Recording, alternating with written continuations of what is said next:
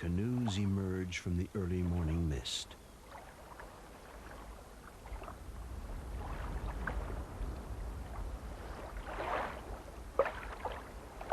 A mighty river slithers serpent-like through the heart of a vast and mysterious green jungle.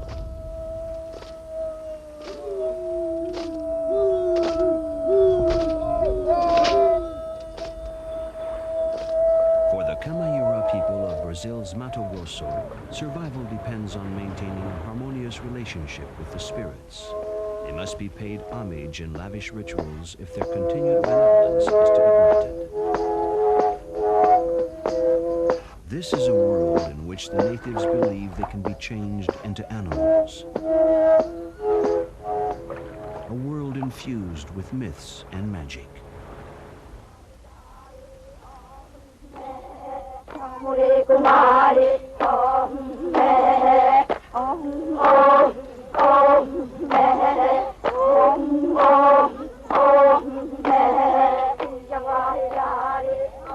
The Kamayura are one of the 16 tribes inhabiting the Alto Dzingo National Park in the Mato Grosso. Established by the Brazilian government in 1961, the park is the nation's first Amazon Indian reservation. In the 1970s and 80s, Junichi Ishiyama's film crews made several expeditions into this area. Although they speak different dialects, the tribes of the Alto Dzingo share the same customs, beliefs, and social structures. They often celebrate the same rituals together, such as the Javari ceremony, honoring their deceased heroes. The Kamayura have invited a neighboring tribe, the Waura, to join in this year's festivities.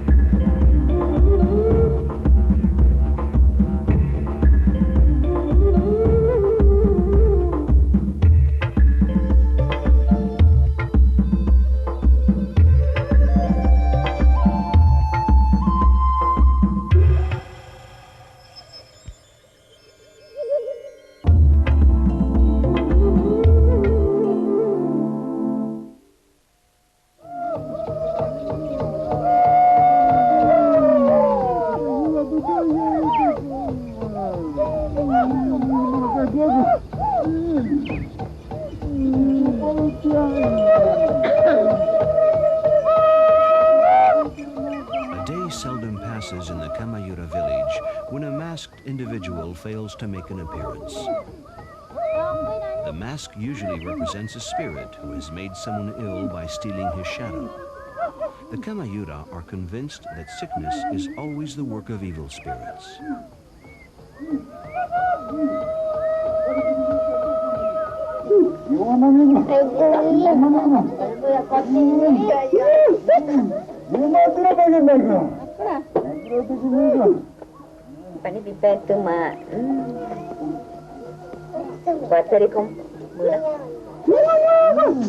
The spirits are constantly begging for food and nag the women unmercifully until they're given something to eat, manioc pancakes or corn on the cob.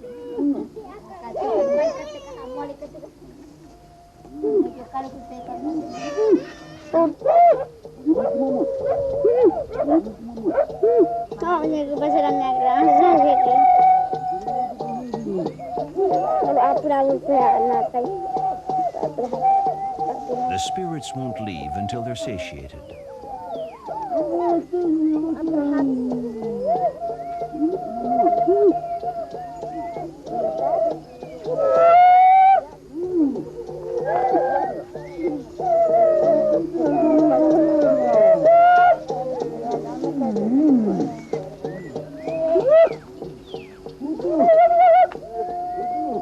Armed with sticks and wooden knives, they make the rounds of every maloca, the large Amerindian communal dwellings.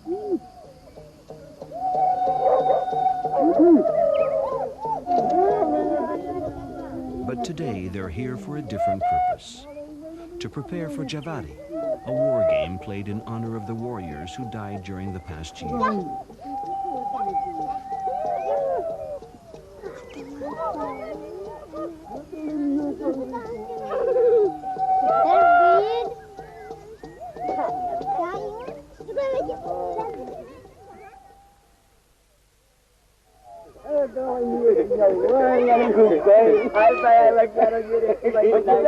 The date for the Javari has been decided. The village chief, Takuman, sends 3 messengers to inform the Waura. Since the 2 tribes do not speak the same tongue, objects are used to explain the type of ceremony. The javelin symbolizes the invitation to attend the war game, and the manioc pancakes tell the guests they will be fed. It's a long journey for the messengers. The 2 villages are about 20 miles apart.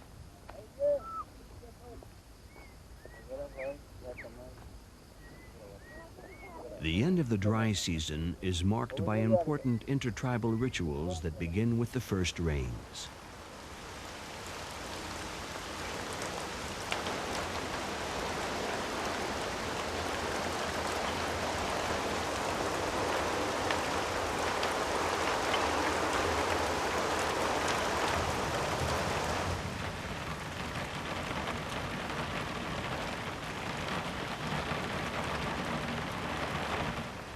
Soon it will rain every day, and the rivers will overflow their banks, flooding the forest and making it impossible to get from one village to the next.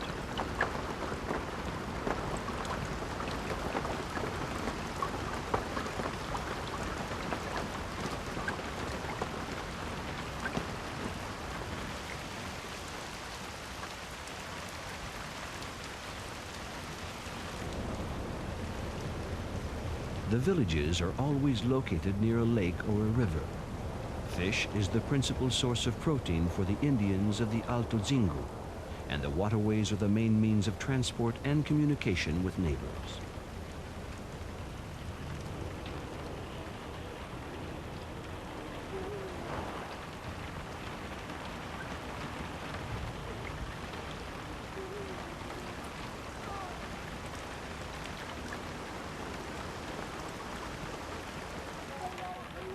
Even in torrential rain, the chores must be done. The women are busy preparing the food for the guests. The staple diet of the Kamayura is the manioc root. Its high prussic acid content must be reduced before eating. The toxic juice of the tuber is squeezed out in a wicker press. After the liquid is boiled away, a delicious tapioca remains.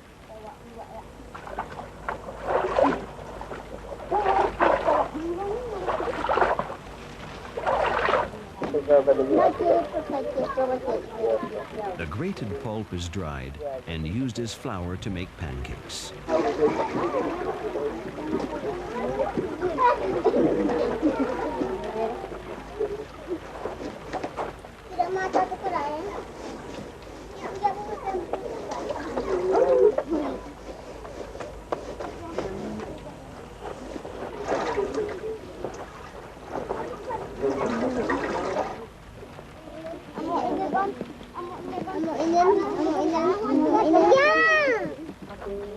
A warrior shapes a wooden spear thrower for use in the Javari ceremony.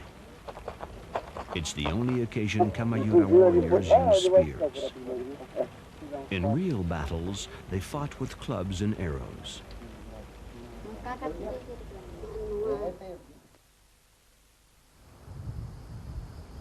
One morning, after the rain has stopped, the Waura suddenly materialize out of the jungle.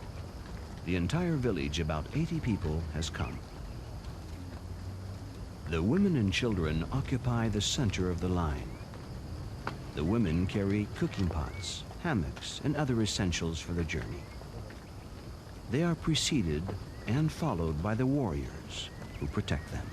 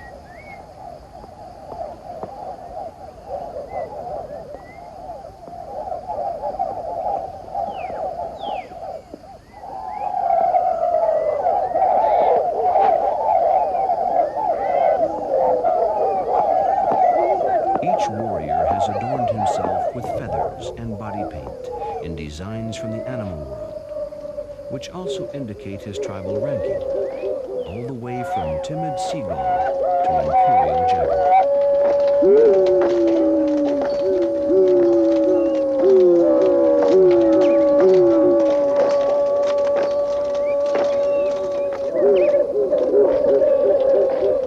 The Javari ceremony is one of the greatest intertribal gatherings of the dry season. It's a war game, a mock battle in which the opponents confront each other with spears.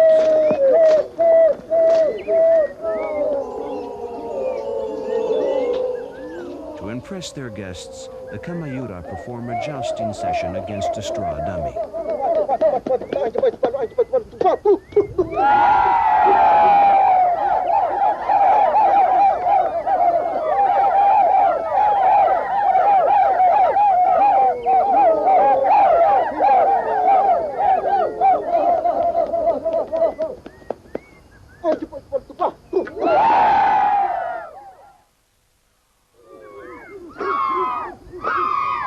Now it's the Waura's turn to strut their stuff.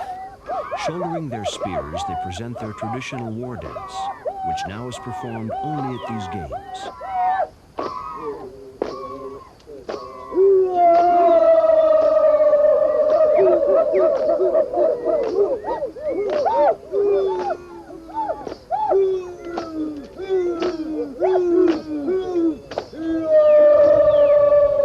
A few rules governing spear sparring.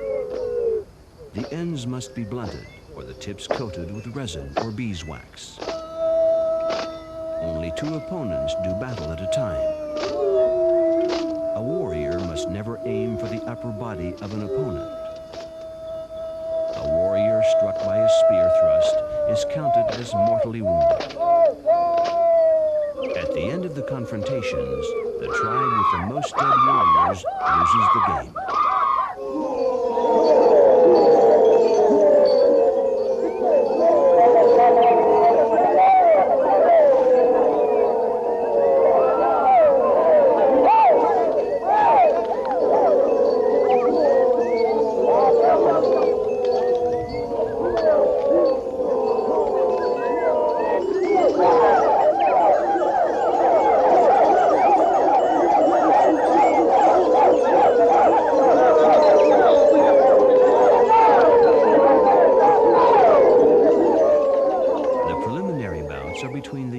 Unseasoned warriors. Next up are the experienced veterans. And finally, the bravest of the adversaries, who have proven their mettle in battle.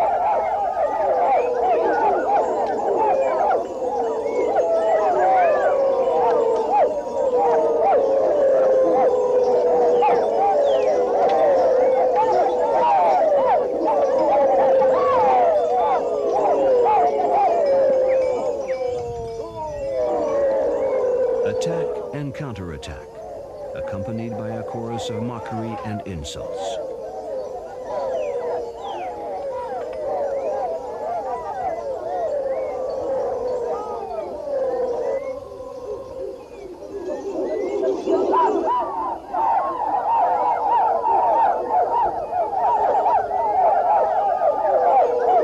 A shield made of sticks wards off the blows.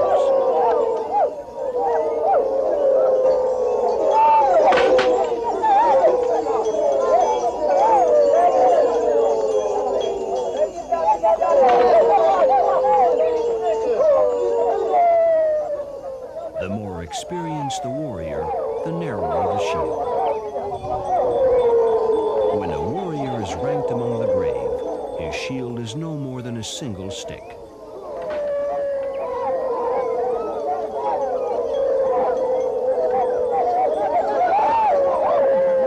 The two lines get closer and closer until the confrontation is practically body to body.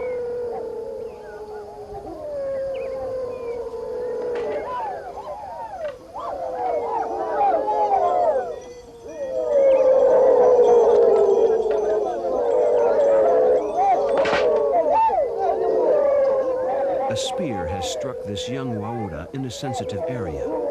For him, the game is over.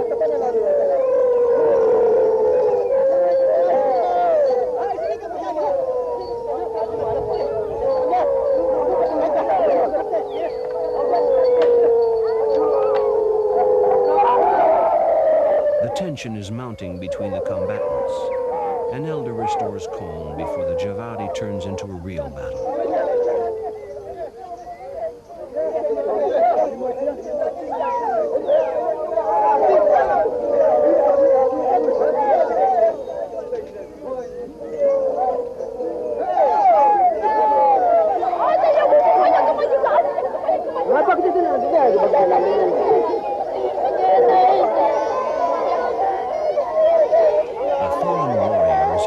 To endure his pain stoically.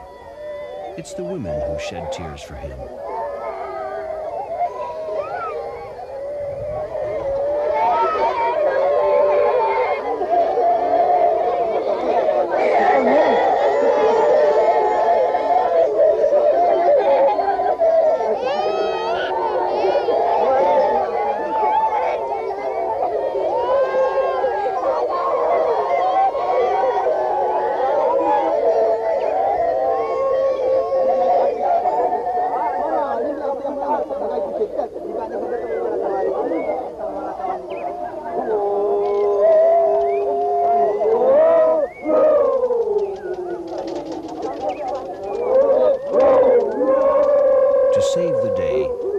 The Kamayura chief lifts the young man in his arms and extols his bravery.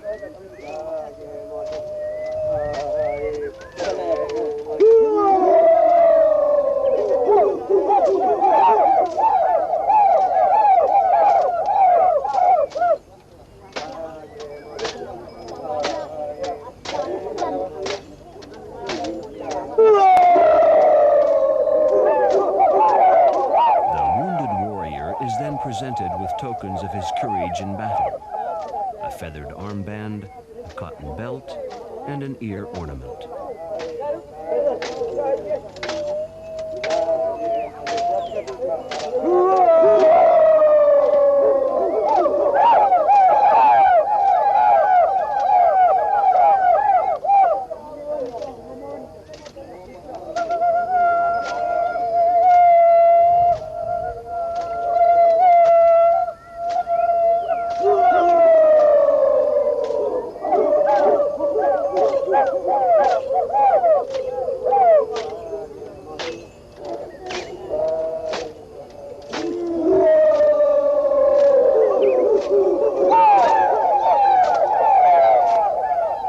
Whether friend or foe, all the men join in to honor a fallen comrade in arms.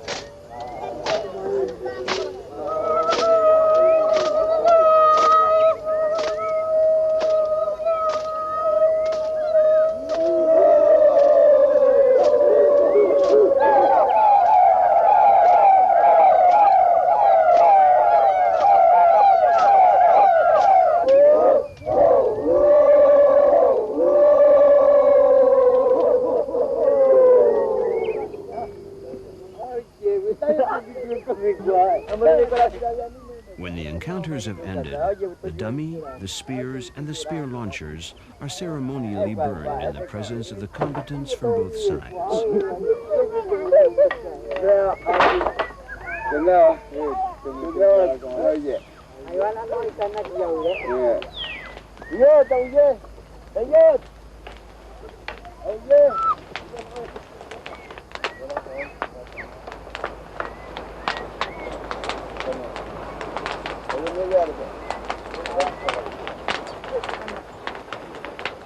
The original significance of the Javari ritual has faded over time.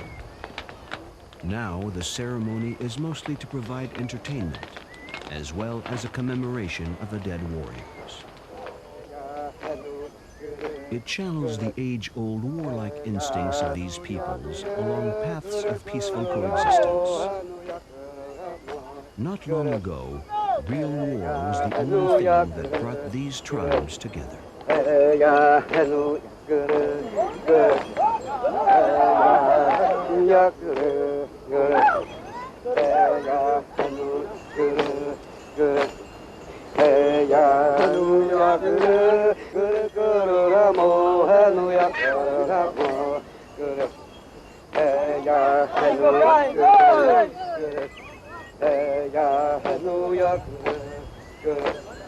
해야 흥야 그래 그래